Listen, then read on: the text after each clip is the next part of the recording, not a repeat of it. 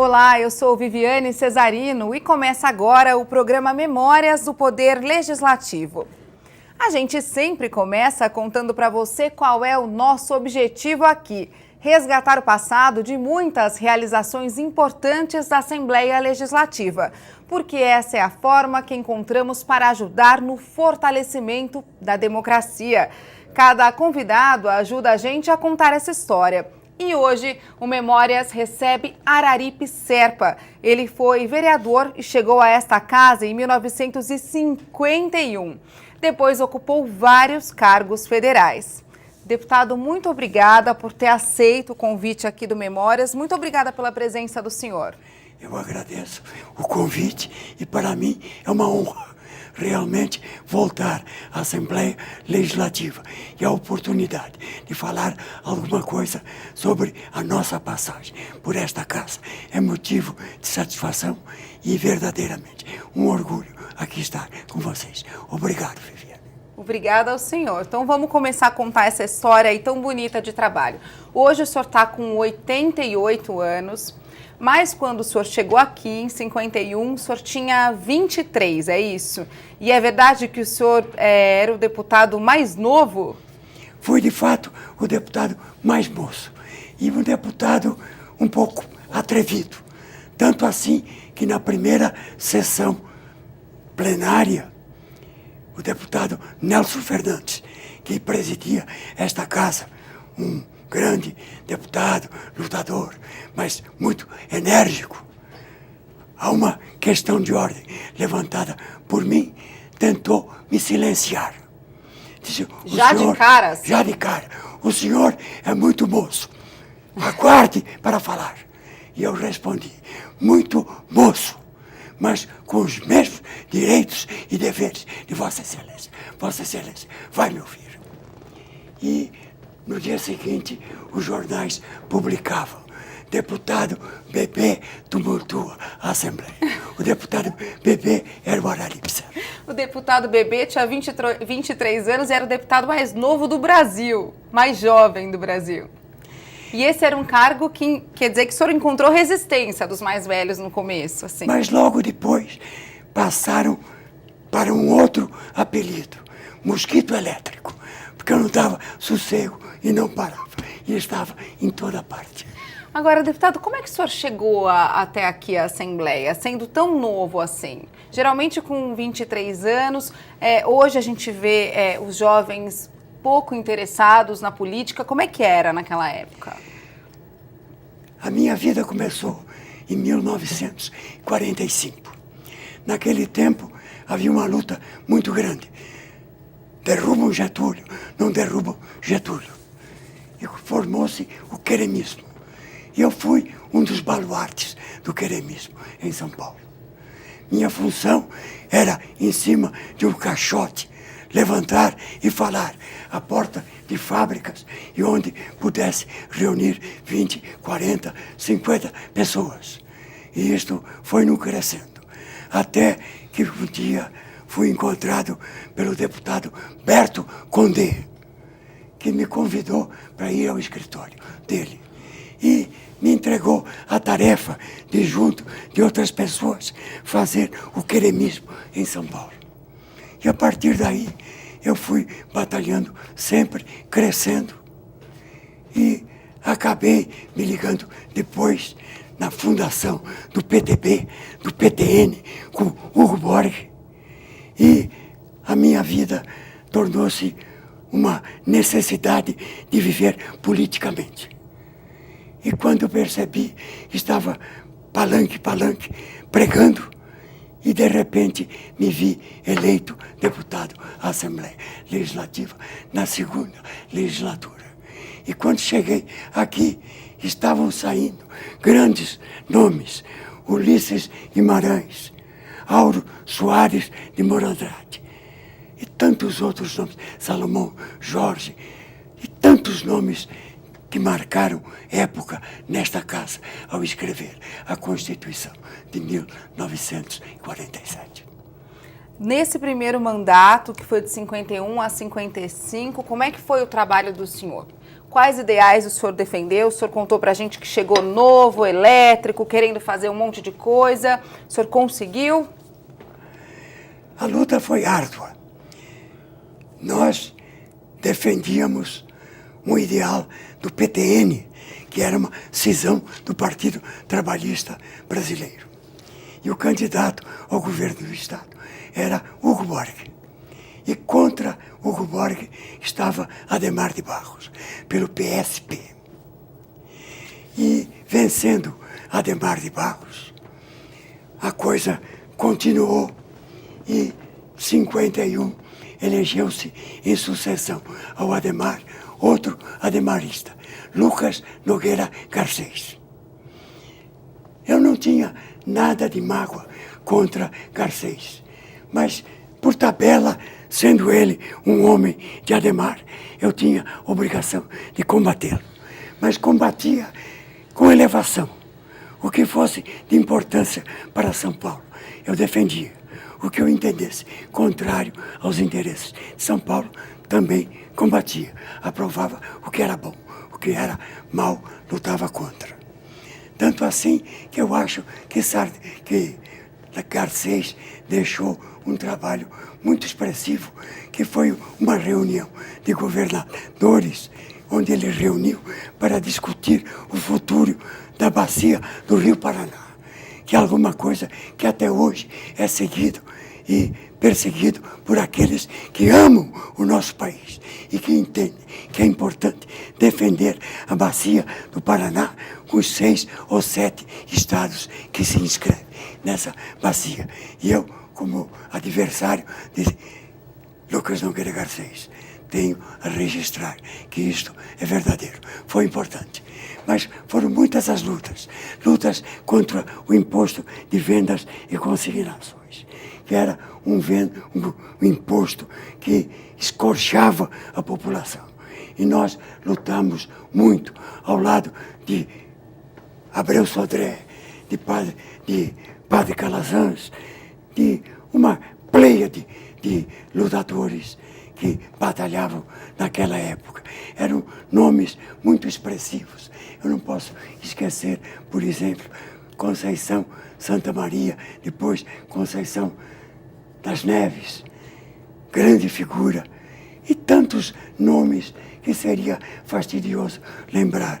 Ainda há pouco eu cruzava com Hélio César Rosa, fui líder de César, e ele depois brilhou na Câmara Federal com numerosos mandatos.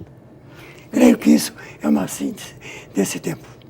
Eu queria que o senhor contasse pra gente como é que era a relação do partido que o senhor fazia parte, que era o PTN, né, no começo, em 51, com a questão do governo do Estado. Quem que era o governador naquela época? Como é que o senhor trabalhava isso? O senhor falou que teve depois um outro eleito, né, no lugar da Adhemar, que o senhor não concordava tanto, mas tinha que defender. E com o Adhemar, como é que era? Com o Adhemar, eu tenho uma situação muito curiosa. Nós combatíamos o orçamento. O orçamento do Estado, nós entendíamos que havia muitos problemas. A corrupção corria solta naquela época. Era terrível a luta que se estabelecia contra o governo do Adhemar. A corrupção aonde, deputado? Corrupção no Estado de São Paulo. A história de Adhemar de Barros é uma história cheia de pontos altos e pontos baixos. E nós batalhávamos muito contra Adhemar. E nesse combate que estabelecíamos ao adhemarismo, eu lutava contra o orçamento do Estado. Naquele tempo, os deputados podiam falar seguidamente. No plenário? No plenário. Se você conseguisse sessão de hora de deputados, você podia falar indefinidamente, porque podia emendar uma sessão e continuar a sessão prorrogada até as 14 horas do dia seguinte. Então, era comum a Assembleia Legislativa de São Paulo amanhecer o dia. E os discursos com rolando. Os discursos na tribuna. Era comum.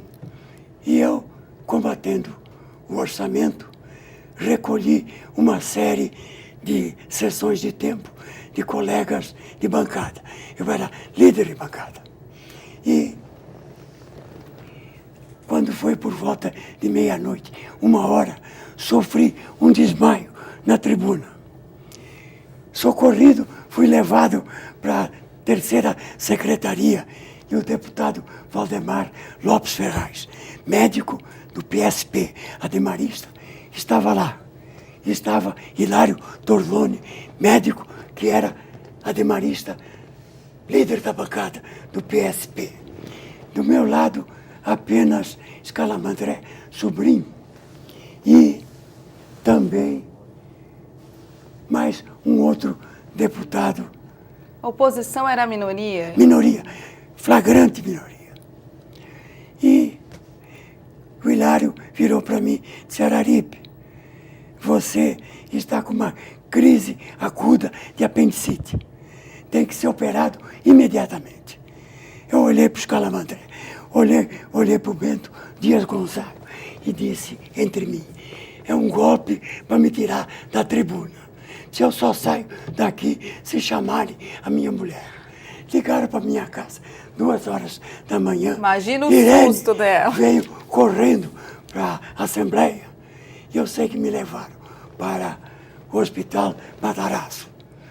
Quem me operou foi o secretário de Saúde do Ademar, o saudoso e grande deputado Arquimedes Lamolla. Lamolla ficou encarregado de me operar. Quando recebi a primeira injeção para eu ser anestesiado, para poder ser operado, ainda ouvi o Lamolla dizer: eu só opero o Araripe se o cirurgião do hospital estiver aqui. Se de repente o homem morre, vão dizer que eu matei o líder da oposição. E o senhor ainda escutando isso? Ainda escutei e logo depois eu apaguei.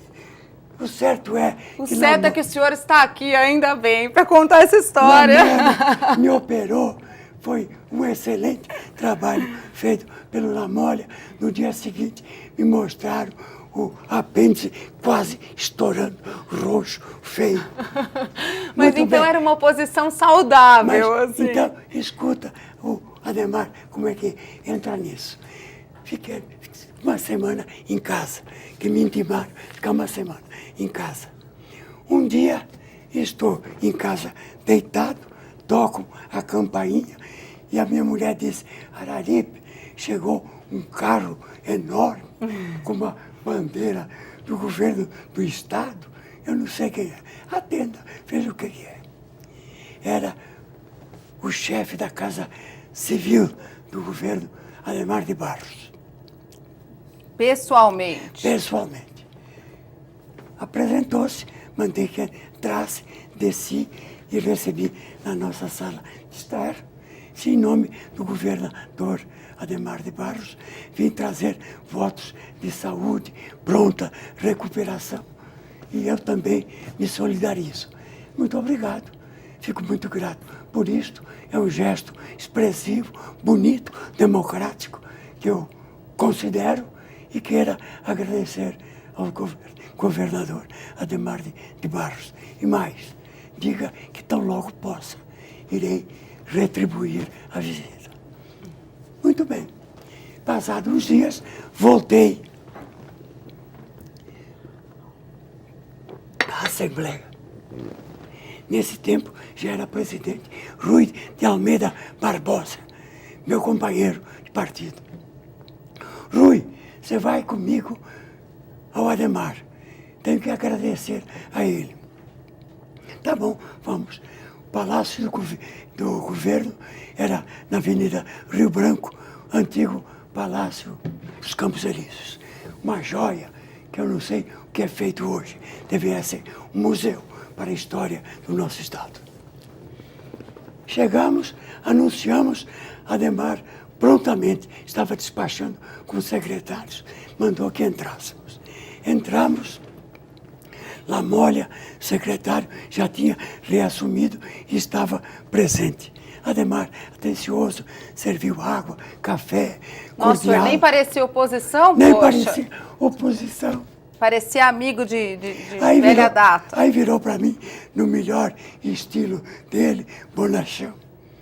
Araripe, francamente, eu não sei como é que você teve coragem de ser operado pelo Lamólia. Lamólia não é médico, é veterinário. Doutor Ademar, me perdoe.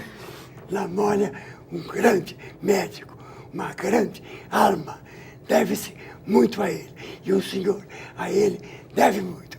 Porque seja no Executivo, seja na Assembleia, é um grande defensor seu.